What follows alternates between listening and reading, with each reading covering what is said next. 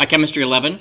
This is a lab demonstration follow-up to the molarity and dilution activity or worksheet that I gave you the other day. All I'm going to do here is make a couple of stock solutions. One will be a 0.50 molar solution of copper sulfate, pentahydrate, and the other will be a solution of that will be diluted fivefold because I'm going to make a 0.10 molar solution from that 0.50 molar stock solution. Your job is going to be to figure out how much I have added as I've gone along. So I'm just going to do it, but you're going to tell me in your calculations how much I added. So those numbers will be a mystery to you. I'm not going to give them to you, but you should be able to figure them out. In reality, you should be able to even fill in everything you need for this lab without even needing to watch this. But at the same time, I'd like to see what I'd like you to see what it looks like when I make a stock solution. The copper sulfate pentahydrate is this stuff right here. You've seen it before in various lab activities. I have calculated already the number of grams of solute that I need to make my solution. So I'm going to add it to the speaker here.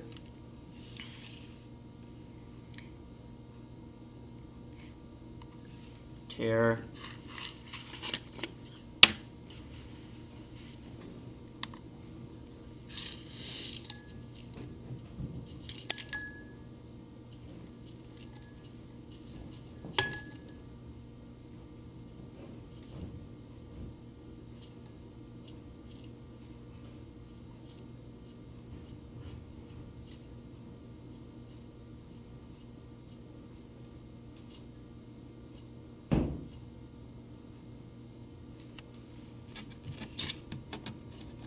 Nearly there.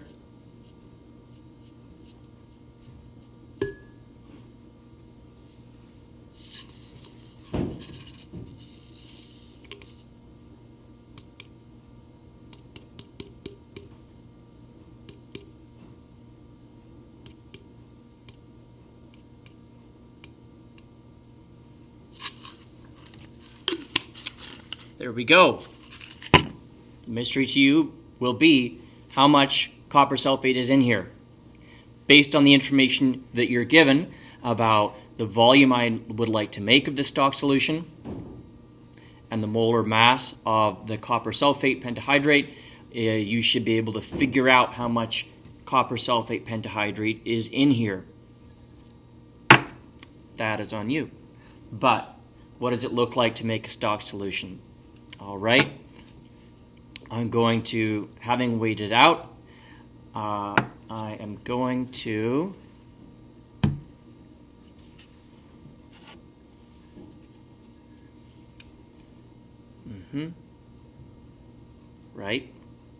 add about 50 milliliters of water and stir.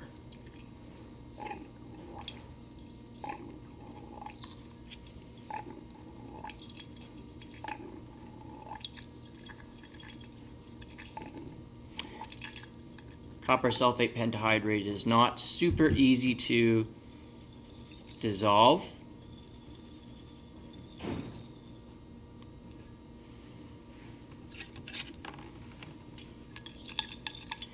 But it will be key to get all of these crystals in a solution into this flask. This is a volumetric flask. It measures volume to a very high level of precision, almost at 50 milliliters.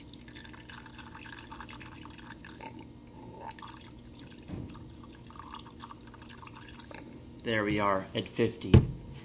I would not want to overshoot the amount in here. If I did, I would need to start again. I must go to exactly 100. Volumetric flasks are very good for measuring an accurate amount of a solution as long as the value you want is a fixed amount. A graduated cylinder, of course, is useful for getting when you want a variable kind of in-between amount. So if I want exactly 11 milliliters, a volumetric flask isn't going to work out for me. It won't work out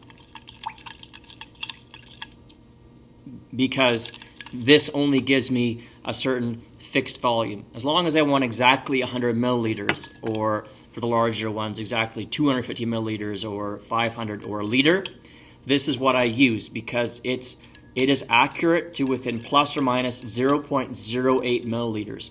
You cannot make that claim for a 100 milliliter graduated cylinder. Their level of uncertainty is far greater, and you don't want that. Well, I should say sometimes that level of imprecision is acceptable, but sometimes it's not. Very often you'll want to be doing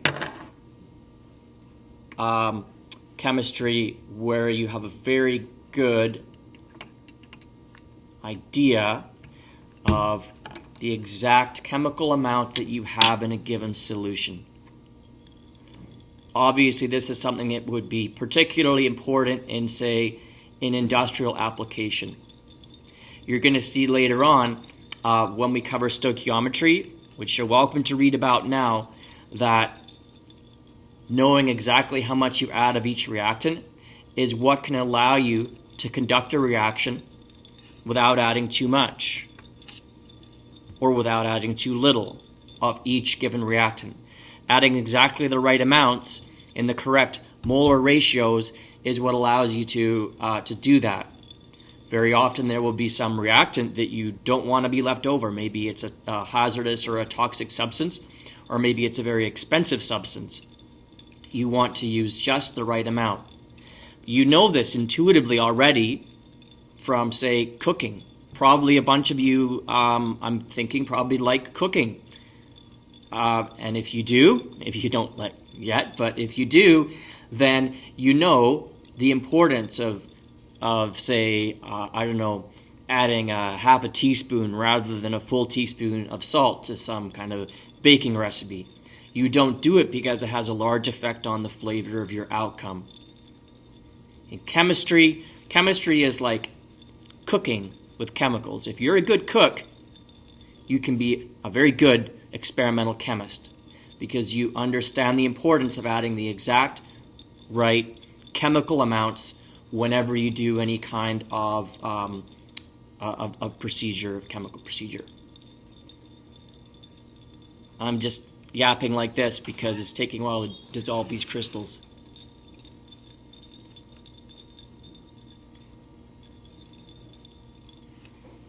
One thing I'd like you to notice, of course, is the crystals obviously haven't dissolved. The larger crystals are the ones that are being a little bit slow about dissolving. I'm going to use the stirring rod to try to break them up a little bit.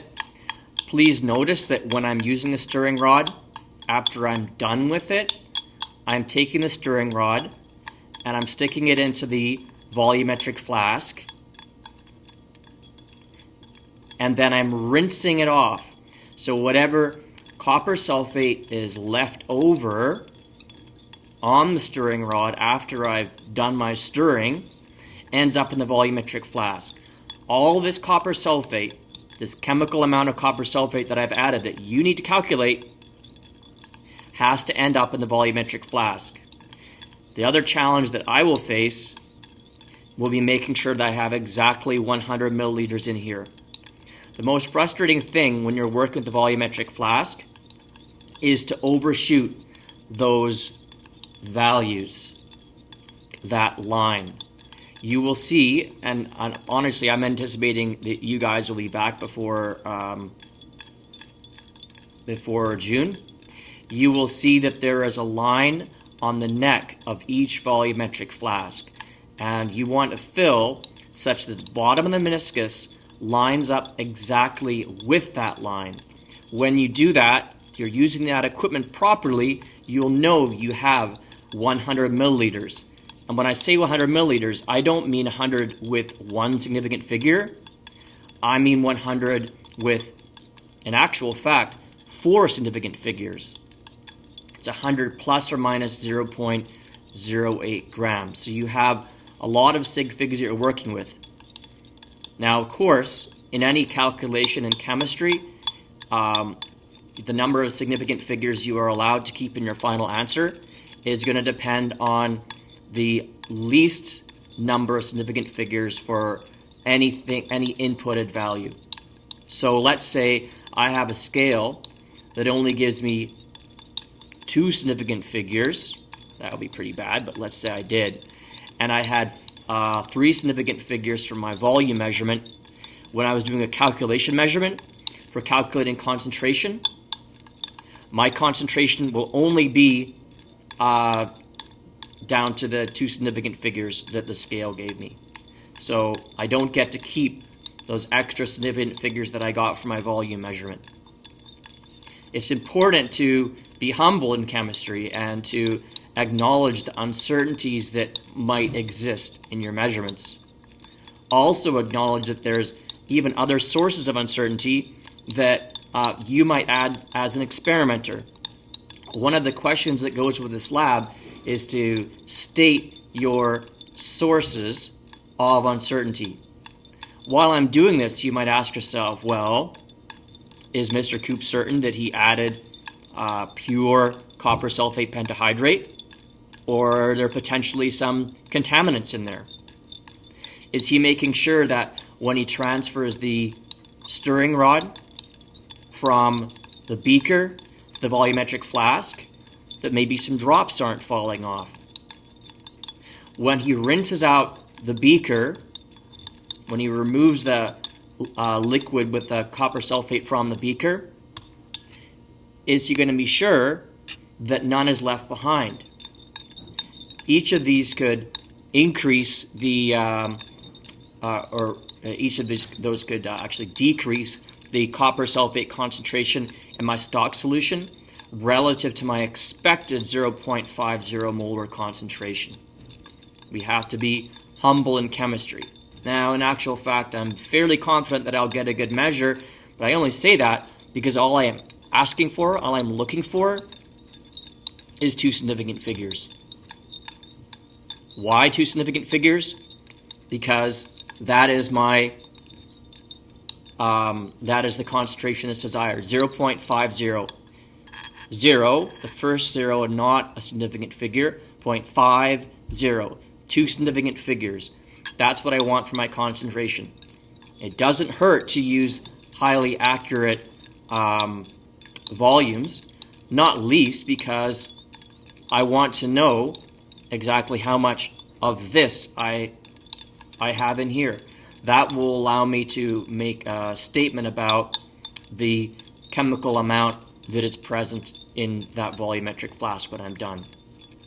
When you can achieve precision in chemistry, do.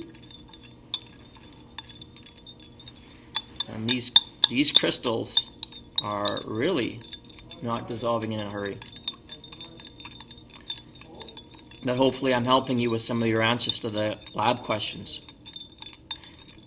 Please make note, do watch the video I also made on the topic of molarity and dilution. In that video, I go through several of the questions from the worksheet. You watch it and your work is done for you. So why not watch it?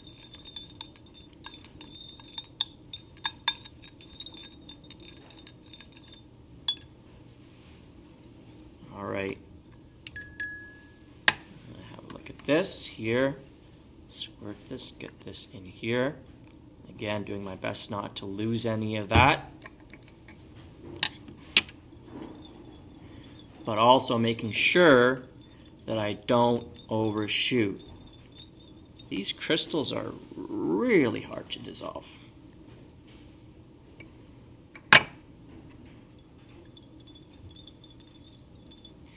You can kind of hear them tinkling around in there at the bottom. Here's something else that's going on, maybe another source of uncertainty, because you want to be looking for those.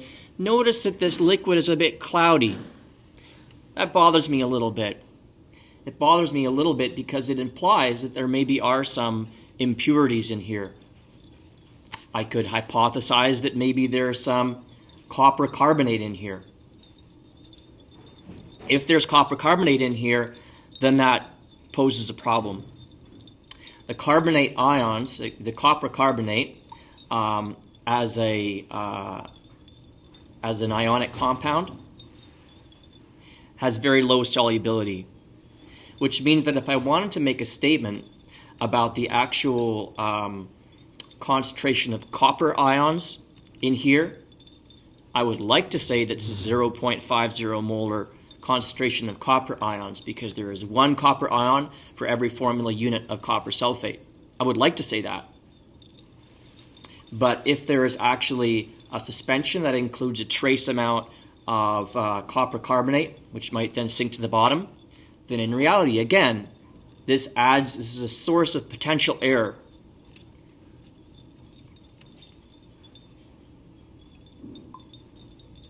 That might not even be, might not even have taken into account. In chemistry, we have to be humble about the gap that might exist between the values we state for our experimental procedures and the actual values, the true values in nature. Okay. This is taking a long time. I do apologize for this.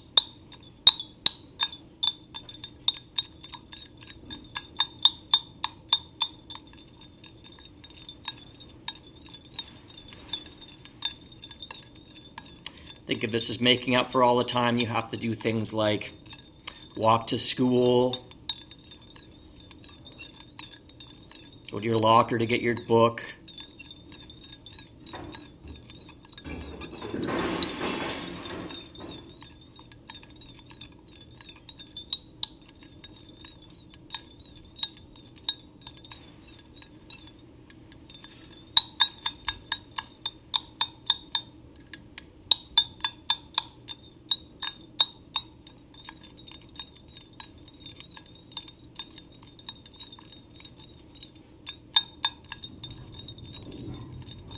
and you can always fast forward through this if you want. All right, we're nearly there. Those are some really big crystals of copper sulfate pentahydrate. These are the same crystals I was using in my lab, the formula of a hydrate, which you also need to complete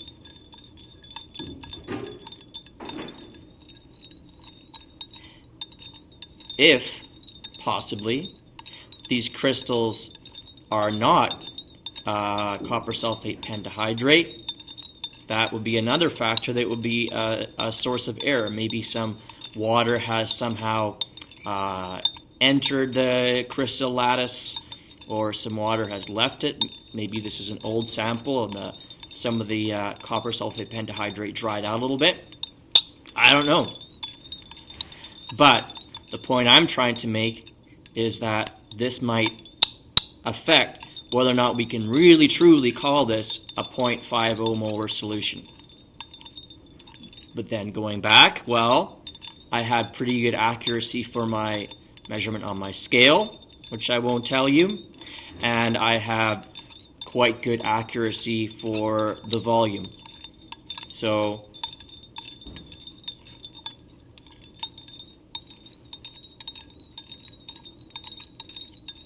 in practice, a chemistry teacher, very often we only want to give a very vague, or at least sometimes it's okay to be imprecise.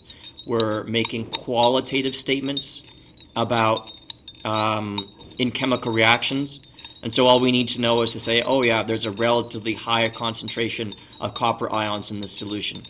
If that's all you need to do, then maybe even saying this is a 0.5 molar solution will be considered adequate. This solution is fairly clear, and my other measurements have been quite accurate. if I was to put this away, I would label it 0.50 molar.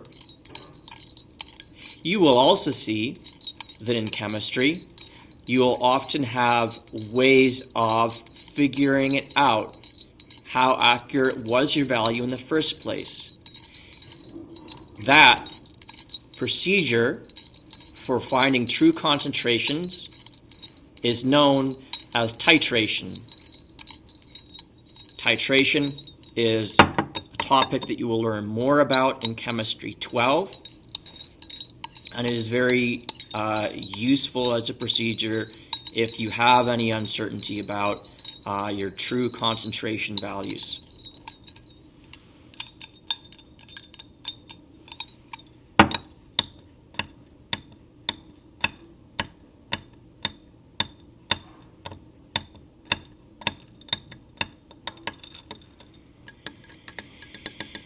I am going to try to transfer this over. So again, I'm going to take this right here. I'm going to put this, I'm going to squirt that there. Rinsing that off. I'm going to dump this here.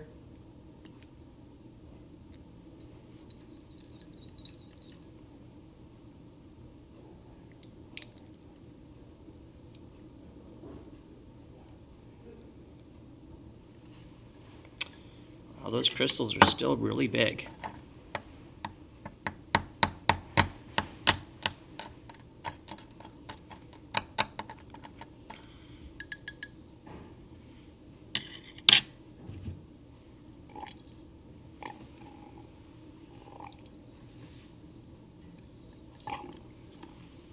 Now, I can't overshoot this either. I'm going to try adding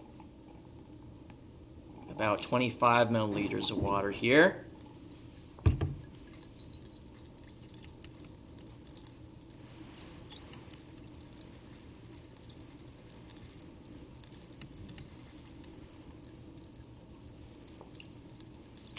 So if I overshoot this, I have to start the whole video again. I don't want to do that.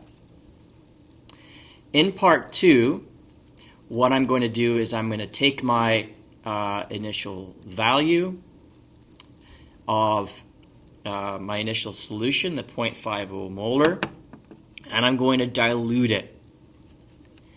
It shouldn't be too difficult for you to figure out how much of the stock solution, 0.50 molar, I'm going to need to add to create my diluted solution, which will go in here. A stock solution is a solution that has a higher concentration than your the solution that's diluted. Obviously, that's the definition of dilute, is a relatively low concentration.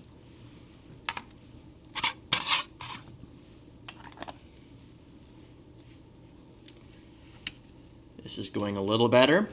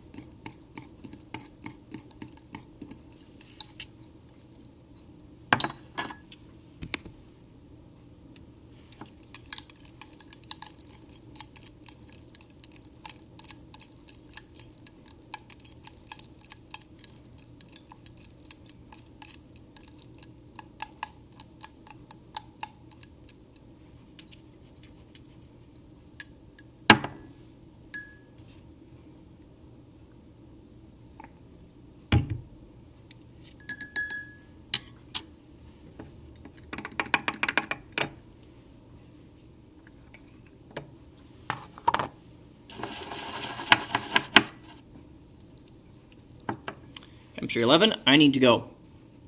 I'm going to have this labeled as the part 1 video, and then part 2 video will be where I will make the dilute solution. So signing out for now, but onto YouTube later I'll put the part 2 video.